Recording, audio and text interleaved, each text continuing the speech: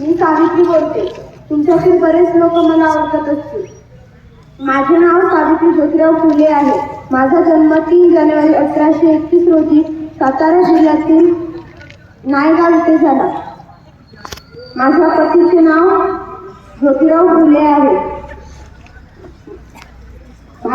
संपूर्ण देशभर माझा जन्म बालिका दिन म्हणून साजरा केला जातो.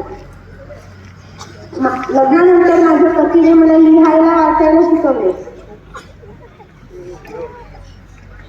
स्त्री शिक्षित व्हाव्या म्हणून ज्योतिबांनी पुण्यामध्ये पहिली शाळा खोलली आणि त्यांच्यामुळे मला पहिली महिला शिक्षिका व्हायची संधी मिळाली. ज्योतिबा म्हणायचे, गीतेविना मती गेली, मतीविना नीती गेली, नीतीविना गती गेली, गतीविना वित्त गेले, वित्ताविना शूद्र बसले. एवढे अनर्थ एका अविद्येने केले, एवढे अनर्थ एका अविद्येने केले. म्हणून मुलींना शिकवा. कारण जर एक मुलगा शिकला तर तो स्वतःच बदलते, पण जर एक मुलगी शिकली तर ती संपूर्ण घराला शाही बनवू शकते. म्हणून मुलींना शिकवा आणि मुलींची देशाची साक्षरता वाढवा. धन्यवाद.